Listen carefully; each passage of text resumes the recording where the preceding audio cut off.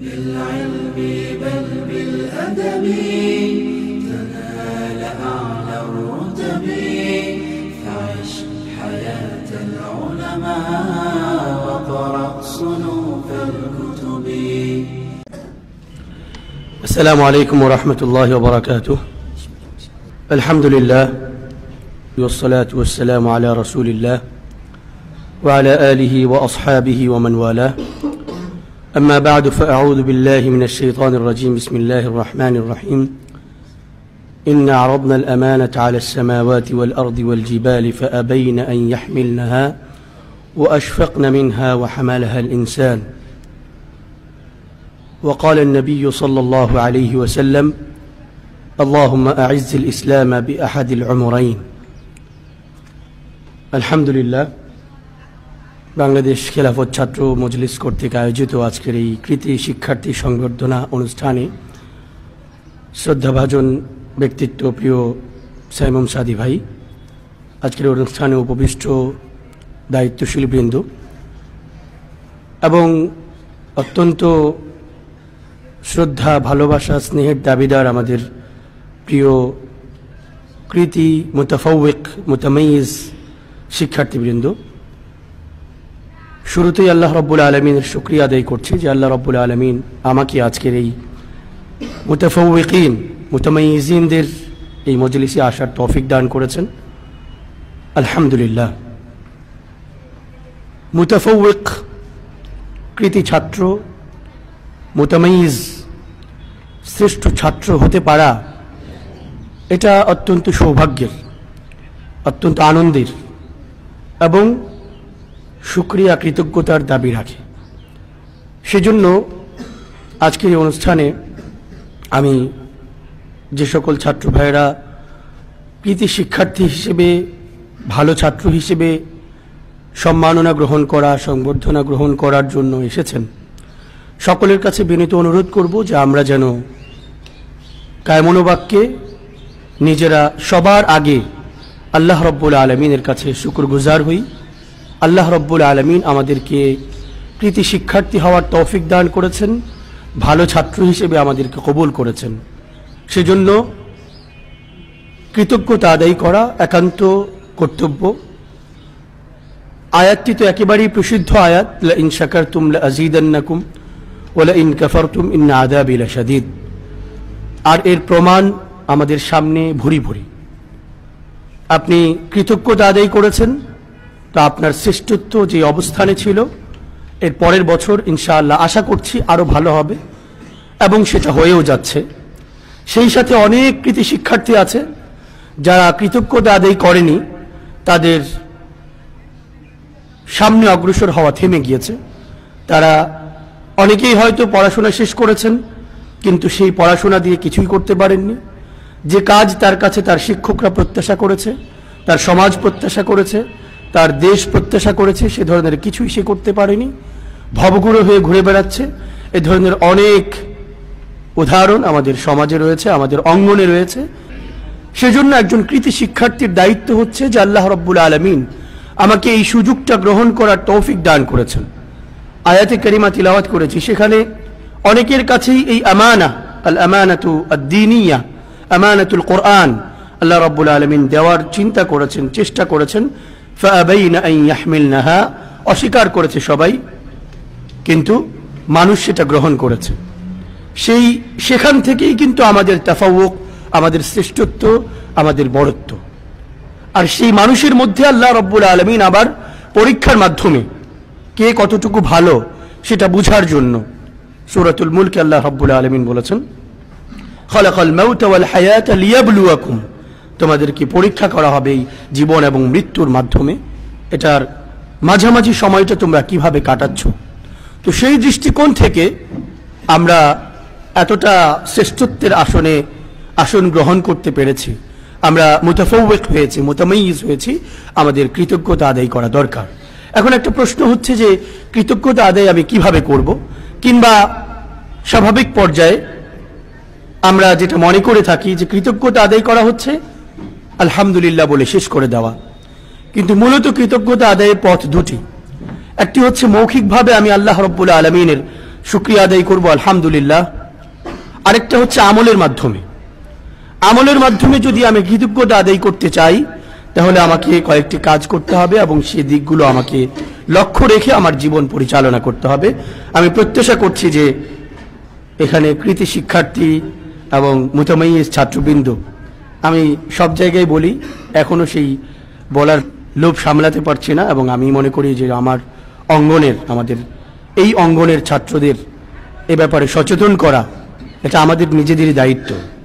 যে আমরা যারা এখানে উপবিষ্ট তারা সকলেই আমার দিকে তাকিয়ে আছেন, আলোচক যিনি তার দিকে তাকিয়ে আছেন, কিন্তু মিন সিমাতি তালিবিল ইলম, মিন সিফাতি তালিবিল ইলম আল মুতামাইয়িজ, শ্রেষ্ঠ কৃতি ছাত্রের, মুতামাইয়িজ ছাত্রের একটা বিশেষ গুণ হচ্ছে ছোট্ট কলম আর কাগজ সাথে থাকবে। কারণ যেখানে দেখিবে ছাই ওড়াইয়া দেখিও তাই, পাইলেও পাইতে পারো অমূল্য রতন। অতএব এটা যদি আপনাদের কাছে না থেকে থাকে, আমার মনে হয় অন্তত দায়িত্বশীল বৃন্দ এ ধরনের ব্যবস্থা গ্রহণ করা, তাদেরকে শেখানোর জন্য যে যখনই ঢুকবে প্রত্যেকের হাতে অন্তত এক পৃষ্ঠা করে হলেও কাগজ আর কলম, সেটা সৌজন্য। আমি অন্তত অনেকগুলো পয়েন্টস বলবো, আপনি শুনে যাবেন, এ কান দিয়ে যাবে ওই কান দিয়ে বেরিয়ে যাবে। হয়তো কেউ সেগুলোকে মনে ধরে রাখতে পারবেন, কিন্তু উলামা ইকরামের সিমাত এটা নয়। সুয়ুতি রহমতুল্লাহি আলাইহি বলেছেন যে যখন তুমি কোনো কথা শুনবে বা পড়বে অথবা দেখবে, সাথে সাথে সেটাকে কায়েদ করো এবং এরপরে সেটাকে মুখস্থ করো। আমরা আমাদের অবস্থান থেকে আরো শ্রেষ্ঠত্বের জায়গায় যেতে চাই, আরো বড় হতে চাই, আরো মুতামাইয়িজ, আরো কিভাবে হওয়া যায় সেই চেষ্টা করি। আর সেটা তো এমনিতে হয় না, সেটার জন্য যেমন নিজস্ব চেষ্টা লাগবে, আমাদের যারা বড়রা আছেন তাদের দিক নির্দেশনাগুলো সেভাবে মেনে চলা, সেগুলোকে সামনে রাখা, মাঝে মাঝেই যেন আমি খুলে দেখতে পারি যে এটা আমার করা উচিত।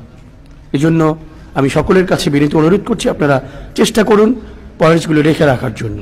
একজন মুতামাইয়িজ ছাত্র তার অবস্থানটাকে ধরে রাখার জন্য, সে তার অবস্থানে আরো ভালো হওয়ার জন্য কি করতে পারে? সর্বপ্রথম বিষয় হচ্ছে যে তার মৌখিক কৃতজ্ঞতার সাথে সাথে আমলি কৃতজ্ঞতার প্রথম অপশন হচ্ছে আল ইস্তিমরার, এই শ্রেষ্ঠত্বের জায়গাটাকে ধরে রাখার চেষ্টা করা। আল ইস্তিকামা আলা হাযাল মাকান, অবিচলতা। অনেক সময় আমরা দেখতে পাই এক ছাত্র ম্যাট্রিকে A+ পেয়েছে, সার্বিক আয়াতে মুমতাজ হয়েছে, সিরিয়ালে ছিল, নাহবি মিরে হয়তো বা মুমতাজ হয়েছে, সিরিয়ালে ছিল, এরপর থেকে আর তাকে কোনোদিন সিরিয়ালে পাওয়া যায়নি।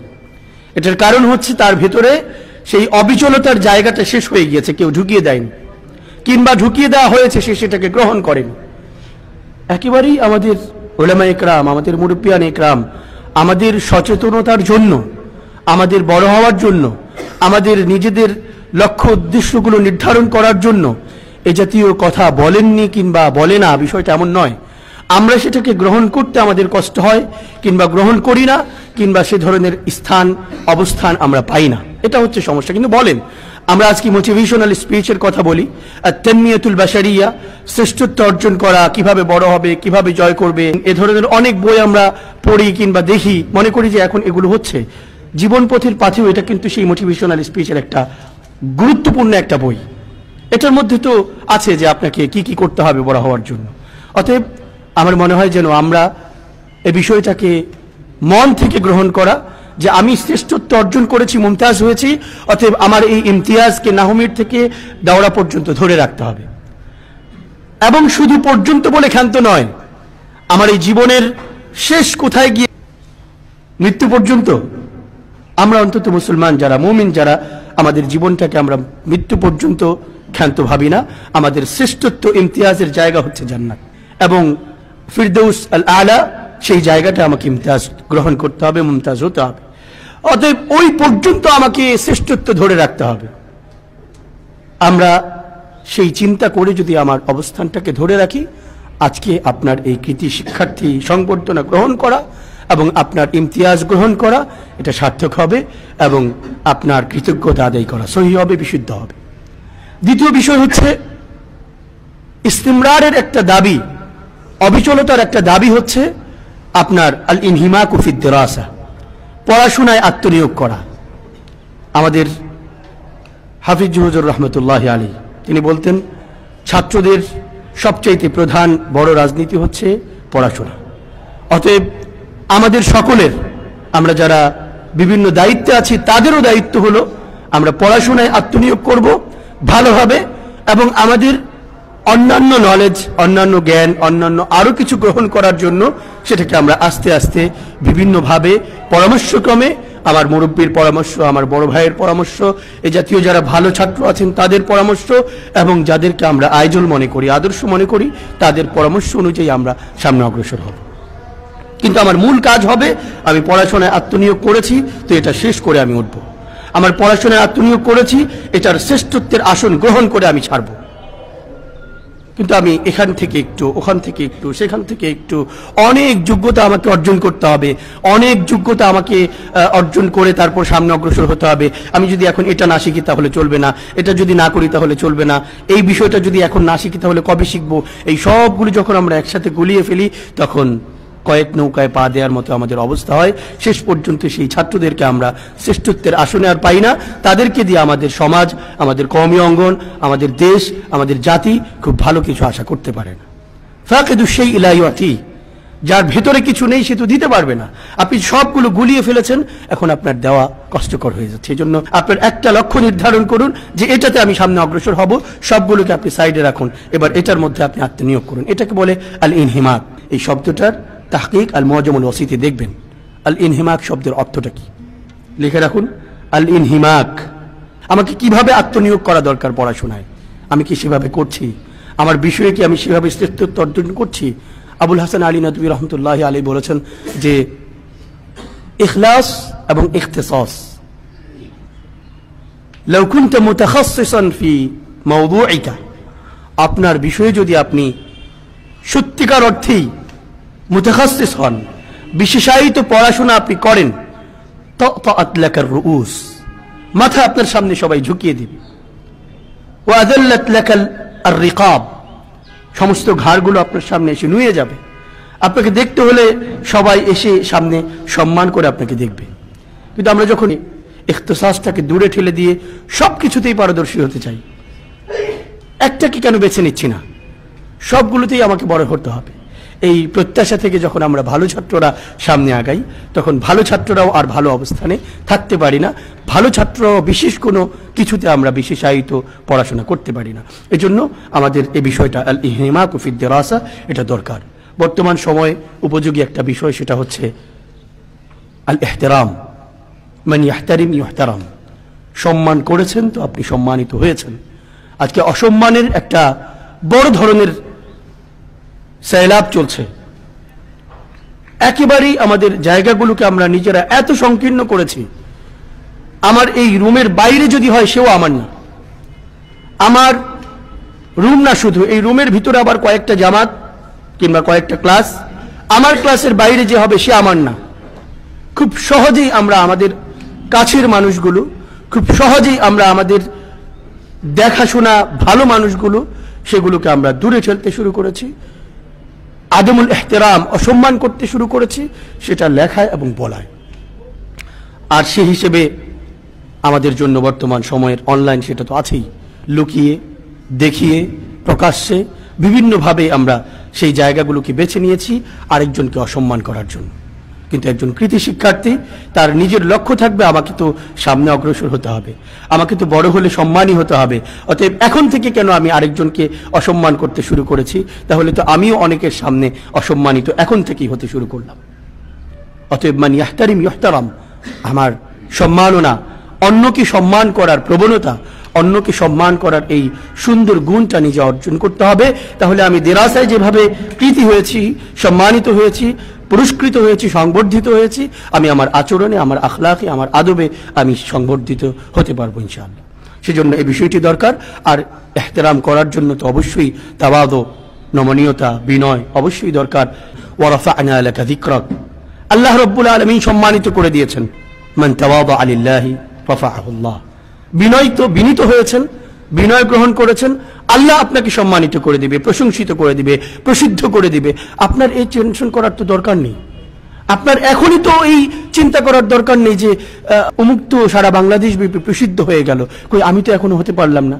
আপনার তো এখনো সময় হয়নি, এখনই কেন আপনাকে প্রসিদ্ধ হতে হবে? এই চিন্তা এবং এই রোগ আমাদের সবাইকে একটু আগে যে শব্দটা বলেছেন, আমি শব্দটা বলতেও ভয় পাই, ভাইরাল হওয়ার চিন্তা, প্রসিদ্ধ হওয়ার চিন্তা, মশহুর হওয়ার যে রোগ, এটা আমাকে কেন ধরবে? আমি অন্তত এটা থেকে বিরত থাকি। আমি আমার কাজ, আমার তাওয়াদু, আমার ইহতিরাম, আমার ইনহিমাক ফিদ দিরাসা, আমার ইস্তিমরার ফিদ দিরাসা করতে থাকি। আল্লাহ রাব্বুল আলামিন আমাকে প্রসিদ্ধ করবেন, বড় করবেন এবং শ্রেষ্ঠত্বের আসনে আমাকে আসন গ্রহণ করার তৌফিক দান করবেন। সেই সাথে আমাদের যারা শ্রেষ্ঠ ছাত্র, তাদের একটা গুরুত্বপূর্ণ আশা এখন ইদানিং আমাদের খুব বেশি পরিমাণে এই ব্যাপারে আলোচনা করতে হয় কিংবা ফোন পেতে হয়, প্রশ্ন পেতে হয় যে আদ-দিরাসাতুল উলিয়া, উচ্চশিক্ষার দুটো দিক, দেশে উচ্চশিক্ষা, বিদেশে উচ্চশিক্ষা। কওমি মাদ্রাসার ছাত্র তাদের কি বিদেশে উচ্চশিক্ষা করার সুযোগ হবে? সুযোগ কি আছে? কিভাবে হতে পারে? এটা বিশদ একটা আলোচনার ব্যাপার। আমরা এই ধরনের একটা আয়োজন আমরা ঘোষণাও দিয়েছি, ইনশাআল্লাহ খুব দ্রুত এ ধরনের একটা সেমিনার কিংবা প্রশ্ন উত্তর পর্ব করতে চেষ্টা করব। মূলত আমি যে বিষয়টা বলতে চাই যে যদি স্বাভাবিক পর্যায়ে আমার বিদেশে উচ্চশিক্ষার সুযোগ না থাকে, তাহলে কি আমার দেশে উচ্চশিক্ষা গ্রহণ করার প্রয়োজনীয়তা নেই? তার মানে আমি উচ্চশিক্ষা গ্রহণ করা ছেড়ে দিব? তার মানে আমার জন্য উচ্চশিক্ষা নয়? আমার দেশে কি এ ধরনের কোনো আলেম নেই? দেশে কি এ ধরনের কোনো বড় ব্যক্তিত্ব নেই? দেশে কি এ ধরনের কোনো যোগ্য ব্যক্তিত্ব নেই যার কাছে আমি আমার নিজের উচ্চশিক্ষার জন্য আমার নিজেকে সঁপে দিতে পারি এবং তার কাছে আমি উচ্চশিক্ষা গ্রহণ করতে পারি? উচ্চশিক্ষা গ্রহণ করা আর সাথে নামের সাথে একটা লকব জুড়ে দেওয়া, নামের সাথে একটা সার্টিফিকেট জুড়ে দেওয়া দুই জিনিস। আসলে পরশুদিন আমি একজন ছাত্রকে জিজ্ঞেস করেছি, আপনার লক্ষ্যটা কি?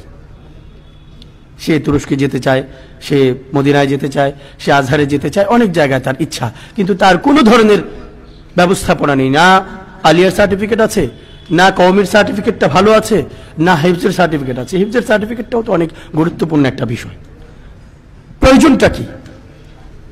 একটা বিষয় আমার যোগ্য হওয়া দরকার। আচ্ছা, এই বিষয়ে তো আপনি এই বছরটা কি করছেন? বলছে এই বছরটা আমি বসে আছি, কোনো কিছুই করি না।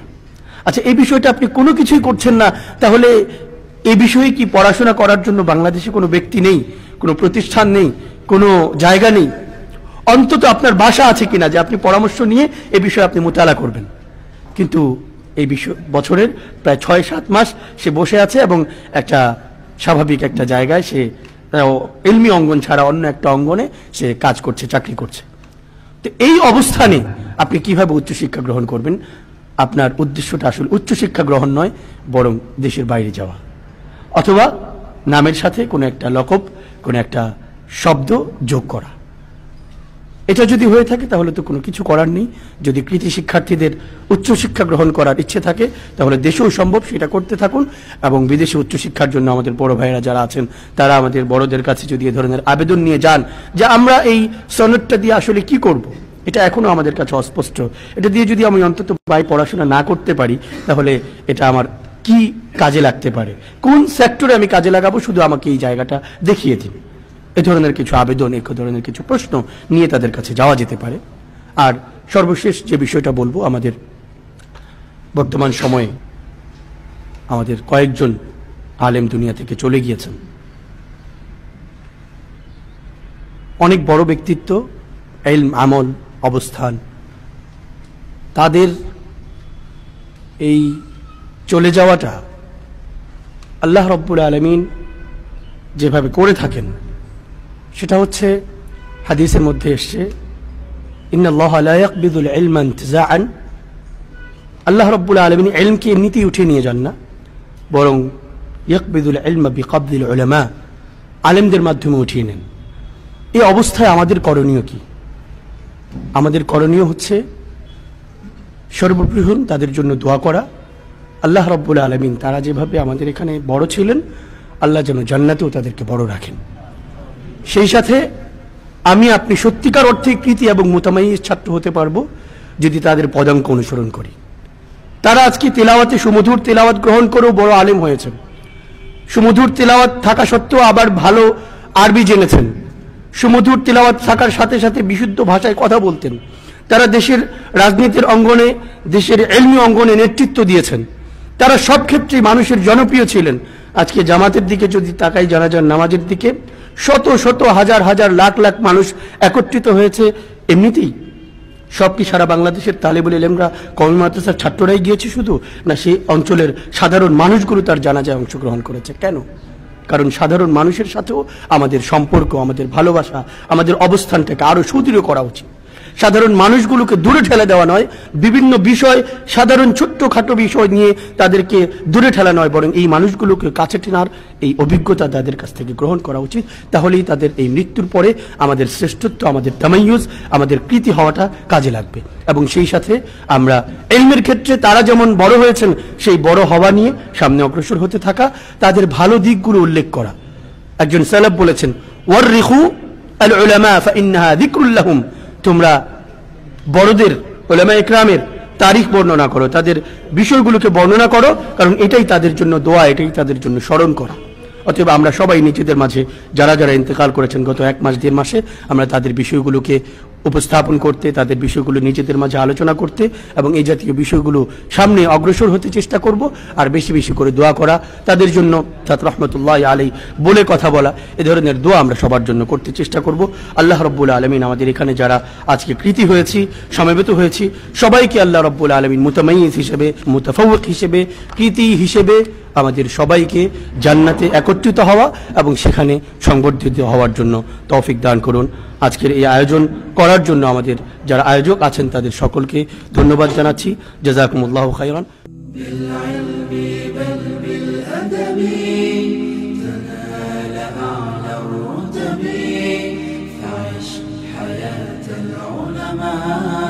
وقرأ صنوع